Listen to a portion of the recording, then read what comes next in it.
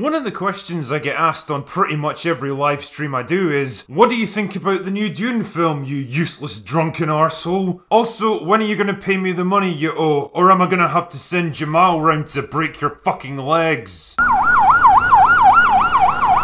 Well, since we're in a lull between big movie releases and I've got some time on my hands, I guess this is a good time to share my thoughts. Dune and I have a long history together. I read the Frank Herbert novel back when I was a teenager and totally fell in love with the world he'd created. I mean, it's got desert planets, exotic cultures, giant sandworms, decadent civilizations, noble houses plotting and scheming against each other, and epic galaxy-spanning conflicts. What's not to like? Yeah, some of it seems a bit quaint and anachronistic by today's standards, but what the fuck? For a book written in the 1960s, it's aged a lot better than most of today's shite is likely to. There's been plenty of attempts to adapt it to the big screen over the years, with varying degrees of success. A 1970s version ended up trapped in development hell for years, eventually sinking under the colossal budget requirements, while the David Lynch movie from 1984 was a critical failure and a box office bomb. And to be honest, I can totally see why. It oversimplifies and condenses a lot of the story, and despite his claims that the studio had more control over it than he did, it's still a very David Lynch kind of movie, with all the weird visuals, psychedelic dream sequences, and abstract symbolism he's so fucking in love with. Whether you consider that a good or a bad thing depends mostly on whether you're a fan of Lynch's work. Either way, the film's failure killed the possibility of a larger franchise, and it wasn't until the 2000s that the Sci-Fi Channel, of all people, put out a miniseries that actually turned out to be pretty decent. Yeah, the budget couldn't really match its ambitions, but the cast was solid and the right intentions were definitely there, and overall, it was okay. Not great, but okay. And for the next 20 years or so, not much more was heard about the world of Dune. Which brings us at last to 2021 and the upcoming release of Denis Villeneuve's long-delayed adaptation. Jesus, that first trailer came out so fucking long ago, I think I was still sober at the time. Nah, just kidding, I've never been sober. But anyway, after a pretty grim year where the unspecified virus of unknown origin pretty much delayed every major release, the movie's finally on the way and the publicity machine is cranking into high gear. So what the hell do I actually think about it? Well, after watching every trailer and featurette I could get my hands on, I have to admit, I'm cautiously optimistic about this one. Yeah, I've got a few concerns and reservations that I'll talk about later, but overall, I think this could be a real winner. Allow me to expand your mind.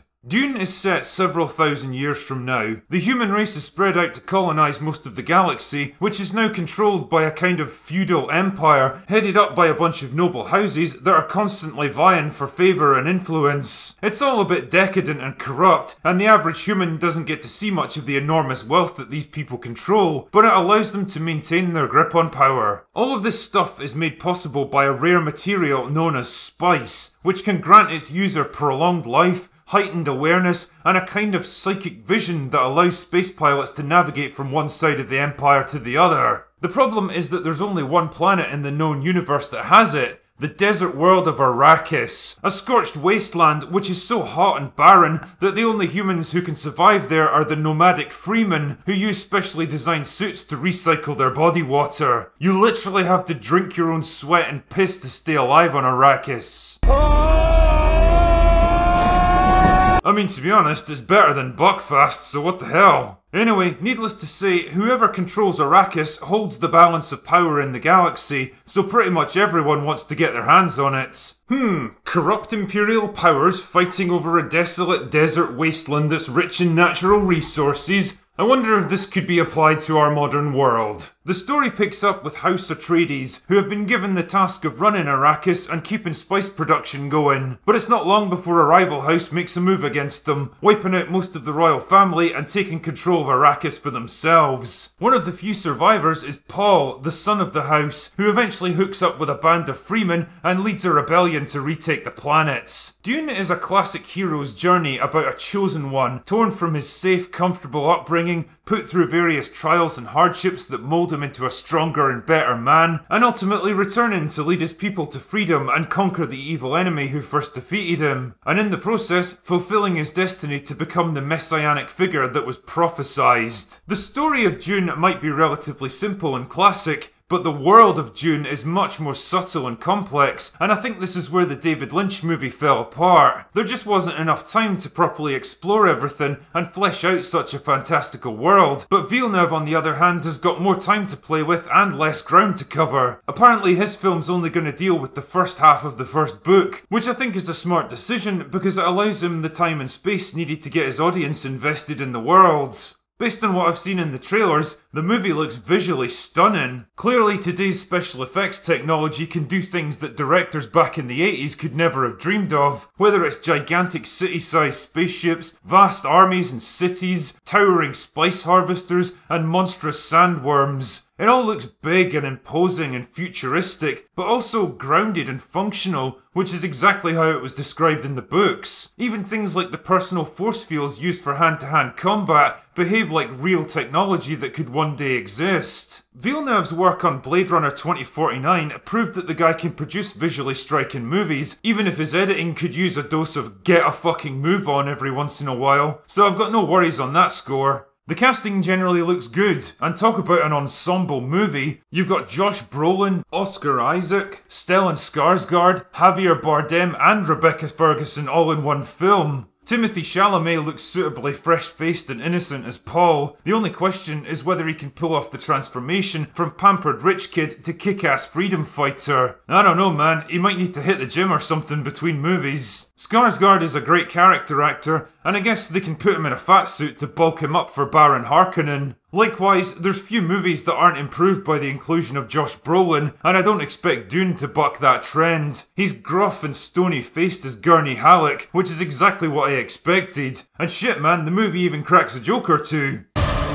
Smile, Gurney. I am smiling. There's other casting choices that are a bit more questionable though, like Jason Momoa, who feels pretty out of step with the tone of the film. I mean, don't get me wrong, he seems like a cool laid-back guy who pretty much forged a career out of playing cool laid-back guys that are just him by a different name. But the problems creep in when he has to play someone who isn't Jason Momoa, and I think that could be an issue here. Zendaya's been on my shit list ever since the Spider-Man movies. Watching her absolutely murder MJ was like giving yourself a sandpaper suppository, and it kinda soured me on the actress after that. The fact that she's such a vocal activist for, well, pretty much everything doesn't make it any easier to separate the art from the artist. I mean, I guess I'll try to keep an open mind on this one, but her character's going to be a key player in this film, and I've got a lingering suspicion that her version of Chani is going to be just another strong female character that dominates and outperforms Paul in every situation, relegating him to a background character in his own story. I mean, when you think about it, the books already provide fertile ground for this kind of thing, especially the all-female Bene Gesserit organisation who use seduction and manipulation to direct events behind the scenes. Normally stuff like that would just make for an interesting part of the narrative, but given how things are in Hollywood these days, well, I don't know man, I can see how easily this could all go horribly wrong if they try to impose modern gender politics on a story more than half a century old.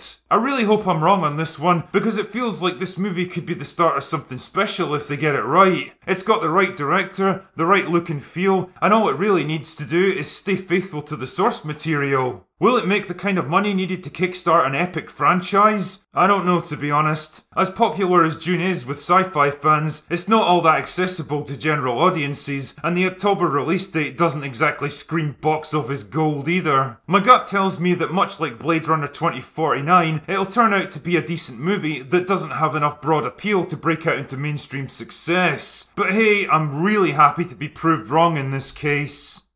Anyway, that's all I've got for today. Go away now.